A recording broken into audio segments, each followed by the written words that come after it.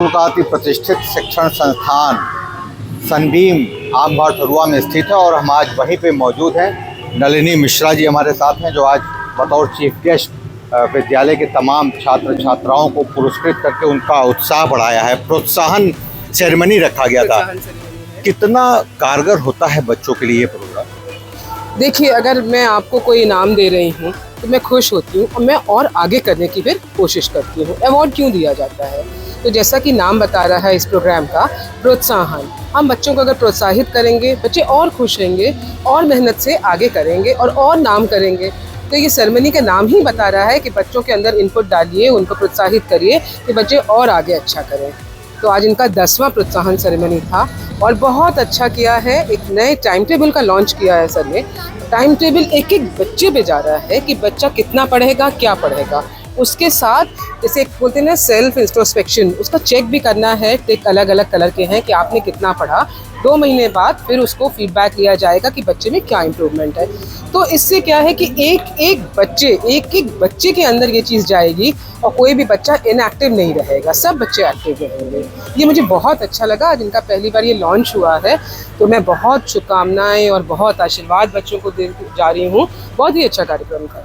शिक्षा के क्षेत्र में संपूर्ण जनपद मिर्जापुर में सभी की निगाहें सनबीम स्कूल आमबाड़ थरुआ पर जरूर टिकी रहती हैं। कारण यह है कि पिछले 10 वर्ष से लगातार स्कूल के द्वारा निरंतर बच्चों के प्रमोशन के लिए कुछ न कुछ जरूर किया जाता रहा है और उससे बच्चे न सिर्फ प्रोत्साहित होते हैं बल्कि जनपद का भी नाम रोशन करते हैं। बहुत बधाई सर आपको। और आज स्कूल के द्वारा जो प्रोग्राम आयोजित किया गया था, क्या मकसद है इसका? देखिए, ये तो हमारा वार्षिक प्रोग्राम है जिसमें प्रोत्साहन सेरेमनी इसको बोलते हैं हम लोग, और ये हर सनबीम स्कूल में होता है।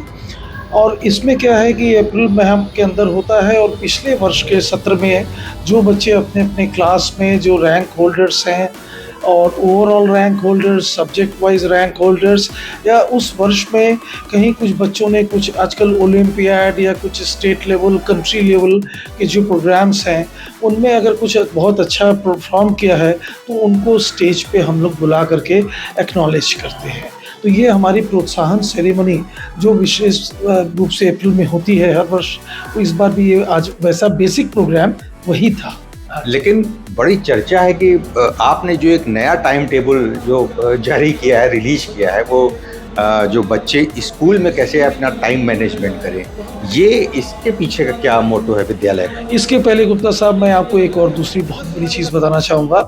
डॉक्टर श्वेता आहूजा जी ने, मैडम श्वेता आहूजा डायरेक्टर ने इस बार बहुत बढ़िया थीम जो है वो किया कि बच्चों को जो खुशी मिलती है खुद अचीव करके, तो वो तो साल भर उस क्लास के बच्चों को सबको पता रहता है, लगभग पता रहता है कि हमारे इस कक्षा के अंदर कौन कौन टॉपर्स हैं। तो वो तो एक स्थिति है, तो बरकरार रहनी चाहिए।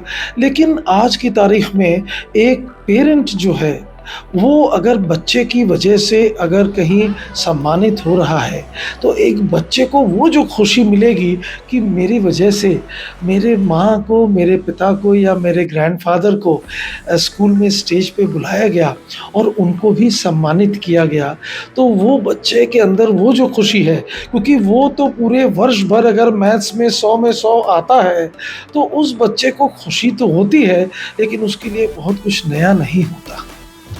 लेकिन और सब कुछ तो उसके पेरेंट्स ही उसको देते हैं, वो पेरेंट को कुछ दे भी नहीं सकता। एक बच्चा 1 2 3 4 5 6 7 में जो पढ़ रहा है, तो मुझे ऐसा लगा, श्वेता ने बताया कि ऐसा है कि एक सबसे बेहतरीन गिफ्ट एक बच्चा जो अपने पेरेंट को दे सकता है वो अपनी सफलता को उसके चरणों में रखना। अगर उसके पेरेंट्स, मेरे आँख में पानी आ रहा है, तो एक पेरेंट सबसे ज़्यादा खुशी ये होती है कि जिस दिन उसका बच्चा की वजह से उसका आत्मसम्मान और सम्मान बढ़ता है। तो इसलिए आज ये जो नई परंपरा आज शुरू की गई सनबीम स्कूल मिर्ज़ापुर में ख़ासकर, और कहीं नहीं होता है ये, तो बच्चों को जब सफलता मिली उनके पेरेंट्स को, ताकि अब दूसरे बच्चे भी ये सोचेंगे। अगर अपने लिए नहीं सोच रहे थे वो छोटे बच्चे, तो अब ज़रूर सोचेंगे अगली बार मैं भी मम्मी को अपनी स्टेज पे खड़ा देखना चाहूँगा। Now he will start competing with good students, so that is a great motivation for all the students of the school. बहुत ग्राउंड लेवल पे आपने काम किया सर। आप तो ये बताते हुए बिल्कुल भावुक हो जा रहे हैं, लेकिन एक्चुअल में टाइम मैनेजमेंट बड़ा पंक्चुअल हो जाएगा। इससे बच्चों को एक अनुशासन भी मिलेगा। ये पूरा जो प्लान आपने किया है, श्वेता जी ने किया है, लगता है कि इसका परिणाम कब तक आपको देखने को मिलेगा, विद्यालय को? देखिए, मैं एक चार्टर्ड अकाउंटेंट हूँ बाय प्रोफेशन। में जानता हूँ कि दुनिया में जितने प्रोजेक्ट्स हैं, उन प्रोजेक्ट्स में सफलता जो है उस प्रोजेक्ट, उस कंपनी को, उसकी कैपेसिटी बहुत प्रॉफिटेबल प्रोजेक्ट भी है, अगर अपनी 20% कैपेसिटी पे वो चल रहा है तो उसमें लाभ नहीं होता। तो जैसे जैसे या किसी होटल में व्हाट इज़ कैपेसिटी यूटिलाइजेशन, तो कैपेसिटी यूटिलाइजेशन से मतलब यह निकला कि आपको 100 रुपये दिए गए। देखिए, सरकारों में भी कई बार होता है कि ये बजट जो है वो लेप्स हो गया, खर्च नहीं हो पाया। सो विषय ये है कि मैं बहुत बारीक सी कैलकुलेशन आपको बता रहा हूँ जो मैं करता रहता हूँ हमेशा, और मैं उसके लिए अलग अलग हथकंडे मैं बोलूँगा, ट्रिक्स एंड टेक्निक्स इंग्लिश में मैं यूज़ करता हूँ, that how really to exploit the complete potential of a child. जैसे मैं व्यवसायियों को, मैं बिजनेस कंसल्टेंट भी हूँ, तो मैं कैसे उस व्यवसायी का कैसे कंप्लीट पोटेंशियल यूज़ किया जाए उसके इंटरेस्ट में, मैं वैसे ही लगातार बहुत सी चीज़ें हमारे विद्यालय में होती हैं जो काफ़ी समय से जो बच्चे के पोटेंशियल को बाहर निकालने के लिए होती हैं। अब मैंने सोचा कि सबसे बड़ी चीज़ जो है, सबसे इम्पॉर्टेंट रिसोर्स या संसाधन किसी भी व्यक्ति के पास पूरी दुनिया में, वो है 24 घंटे। बात की चीज़ें पूंजी कि आप किस घर में पैदा हुए, कहाँ एजुकेशन ली, वो फिर सेकेंडरी है।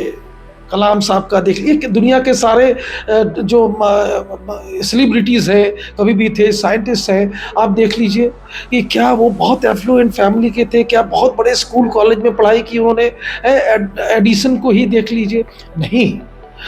विषय है कि उन्होंने क्या किया, अपने संसाधन, जो सबसे बड़ा संसाधन महत्वपूर्ण है वो 24 घंटे, उसका कैसे सदुपयोग किया जाए ये किया। तो आज की तारीख में एक डे स्कॉलर के लिए जो 24 घंटे में से सिर्फ 6 घंटे वो स्कूल में रहता है, 365 में से सिर्फ 200 दिन वो स्कूल, कोई भी स्कूल खुला रहता है, तो मैंने कैलकुलेट करके निकाल करके दिया है कि कुल 15% वो वक्त उस बच्चे का विद्यालय में है, तो बाकी 85% कहाँ जा रहा है भाई?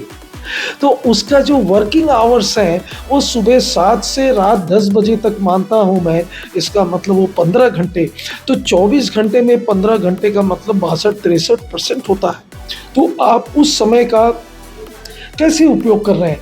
मैं जानता हूँ हर पेरेंट चिंतित तो रहता है, लेकिन पेरेंट्स के पास अपने बहुत चैलेंजेस हैं। दूसरा, आज के एजुकेशन के अपने चैलेंजेस हैं। तीसरा कि उस पेरेंट को अगर बहुत पढ़ा लिखा भी है, चार्टर्ड अकाउंटेंट है, डॉक्टर है, लेक्चरर है, किसी बिनानी एकेडमी में पढ़ा भी रहे हैं वो, लेकिन उनको कक्षा 3 में उनका जो बच्चा पढ़ रहा है वो किस चीज़ में कमज़ोर है, किस में कितना समय दे पाएंगे, कितनी एक्सपर्टीज़, इस चीज़ को बखूबी इसका टीचर तो स्वभावतः जानता है। तो मैंने कहा कि इसमें ज़्यादा कोई इन्वेस्टमेंट नहीं है। इन्वेस्टमेंट मतलब एफर्ट्स नहीं है, investment in terms of efforts, कि हम उस बच्चे के जो विद्यालय के अंदर जो हर सब्जेक्ट के टीचर्स हैं वो एक एक बच्चे के जो है वो कमी और खूबियों को जानते हैं। तो अगर वो घर के टाइम टेबल का प्लान करके देंगे तो इससे बेहतर तो कुछ हो ही नहीं सकता। हमने एकदम, अभी आपको मैंने दिखाया था कि एकदम 20 इंच बाई 30 इंच का वो जो है 2.25 फुट का बाई 2.5 फुट का, जैसे ये दीवार का कैलेंडर है, तो वो अभी दिखाया था आपको, तो उस साइज़ के कैलेंडर में हमने 2-2 महीने का ये टाइम टेबल हर बच्चे को हम लोग कैलेंडर दे रहे हैं, ताकि उस बच्चे को वो जहाँ पढ़ता है या घर में किसी एक कन्वीनियंट जगह पे, जैसे आप दूध वाले का, अखबार वाले का हिसाब या कोई हिसाब रखते हैं, वैसे ही उसको दीवार पे टांगिए। और आज बच्चे को जो है सोमवार है तो ये करना है, उसमें पूरा टाइम टेबल दिया है, तो बच्चे ने जो जो ठीक से कर लिया उसको ग्रीन टिक मारिए, अगर थोड़ा थोड़ा किया पूरा नहीं तो पीला टिक मारिए, और नहीं कर पाया बच्चा उस दिन तो लाल टिक मार दीजिए। इस ढंग से आपने डेली की टिकिंग करनी है, इतना तो एक पेरेंट कर ही सकता है और करना चाहिए। तो वो करने के बाद बात खत्म यही नहीं होती है। इसके बाद 2 महीने बाद वो काम शुरू हमारा होता है। नीचे पेरेंट जैसे रिपोर्ट कार्ड में सिग्नेचर करके वापस भेजता है, वैसे हमको वापस भेजेगा स्कूल में। हमारे क्लास टीचर्स, सब्जेक्ट टीचर्स उस चीज़ से, उसकी पढ़ाई की, उस बच्चे के परफॉर्मेंस को, अचीवमेंट्स को जो है वो कंपेयर करेंगे। अगर वो डेली बोल रहा है कि मैथ्स की प्रैक्टिस कर रहा है और वो उसके यहाँ पे यूटी के अंदर कम नंबर आ रहे हैं, इसका मतलब झूठ भर दिया है। उसके पेरेंट को बुला करके पूछा जाएगा कि ये क्या हो रहा है आपके घर में।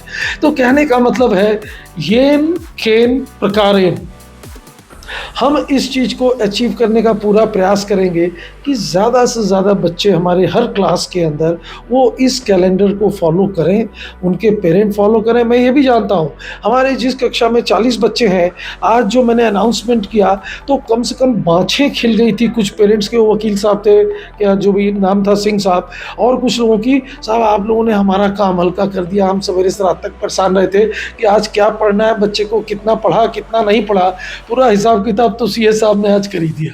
तो ऐसा है कि 10-15% पेरेंट और बच्चे तुरंत इसको कल से ही अडॉप्ट कर लेंगे।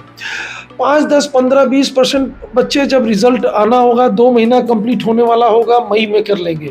इस तरीके से हम कोशिश करेंगे कि हम जल्द से जल्द सारे बच्चों, देखिए हम उन सारे बच्चों के पास जो पोटेंशियल है यहाँ मिर्ज़ा, कैसे हम माने कि हमारे यहाँ से मिर्ज़ापुर में यहाँ से खूब IAS होने चाहिए। कौन कहता है कि किसी सिर्फ वो फलाने हमारे बनारस में जो बड़े स्कूल हैं या दिल्ली में जो स्कूल हैं या कुछ IIM के बच्चे ही दुनिया में। अरे देखिए अभी निधि तिवारी, मैडम निधि तिवारी बनारस की है, वो प्राइम मिनिस्टर की प्राइवेट सेक्रेटरी बनी है। आज एयरफोर्स में, मतलब मैं देख रहा हूँ चारों तरफ ये बच्चे आज IAS ऑफिसर्स, जितने ग्रामीण परिवेश से निकलते हैं उतने वो दिल्ली के RK पुरम से नहीं निकलते हैं। तो विषय ये है कि उस पोटेंशियल को मैं चाहता हूँ बहुत खूबसूरती से खिले पूरे विश्व पे। इसरो में चाहे AI चल रही है, आर्टिफिशियल इंटेलिजेंस, मिर्ज़ापुर टॉप करे उसके अंदर। मैं इसी इच्छा को लेकर के, देखिए मैं एक चार्टर्ड अकाउंटेंट हूँ, मैं इसी मकसद से मिर्ज़ापुर आया हूँ, फॉर फर्दरेंस ऑफ एजुकेशन।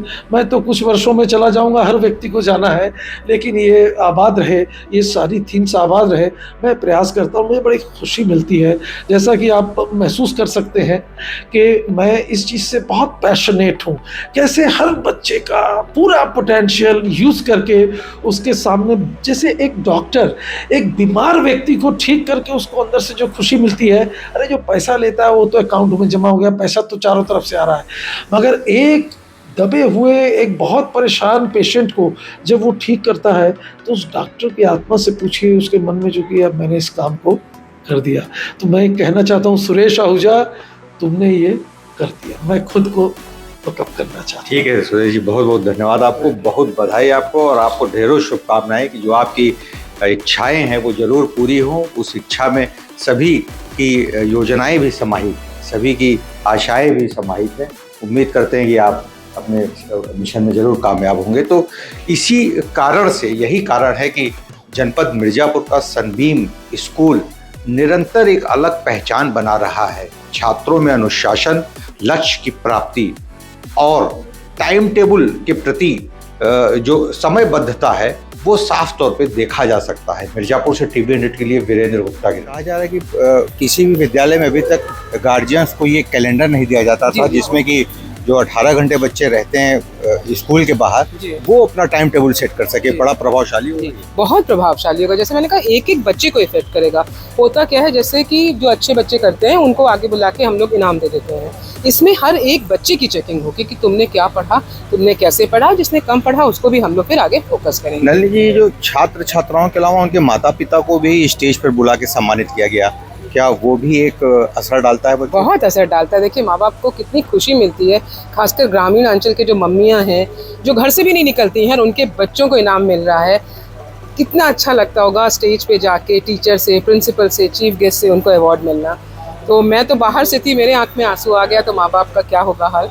तो बहुत अच्छा लगता है। वो और आगे बढ़ते हैं और आगे पढ़ाते हैं और एक बहुत बूस्टअप करते हैं अपने बच्चों को पढ़ने में। मैंने यहाँ पे देखा, बेटियाँ भी उसी संख्या में हैं और बेटे भी हैं। जैसे गांव का इलाका है तो बेटा बेटी भी आई हैं, मम्मियाँ भी आई हैं, फादर्स भी आए हैं, ग्रैंड पेरेंट्स भी आए हैं, सबको इनवाइट किया गया था। बहुत अच्छा कार्यक्रम। शिक्षा के क्षेत्र में सनबीम कितना प्रभावशाली है, कितना आवश्यक है? बहुत आवश्यक है, बहुत प्रभावशाली है। आज से नहीं, मैं बरसों से देख रही हूँ बनारस में, और सेम शिक्षा शैली यहाँ पे भी इन्होंने अपनाया है, तो बहुत प्रभावशाली है। जैसे कि आज टाइम टेबल का ही नमूना यहाँ पे हमने देखा, बच्चों को मैंने देखा, सब बच्चों के अंदर कॉन्फिडेंस था। इनाम जब लेने आ रहे थे वो इतनी खुश हो रहे थे कि हमने जो पढ़ा उसके लिए हमें इनाम मिल रहा है। तो देखिए, ये सारी चीज़ें अगर लेवल से, स्टेप 1 से अगर हमारे अंदर की जाती हैं तो हम बहुत आगे बढ़ते हैं, ये बच्चे बहुत आगे बढ़ रहे हैं। बहुत बहुत धन्यवाद, आपने समय निकाला, बात किया। तो नलिनी मिश्रा जी थी जो आज तमाम बच्चों के उत्साह में वर्धन करती साफ तौर पे दिखाई दे रही थी। मिर्ज़ापुर से TV 100 के लिए वीरेंद्र गुप्ता की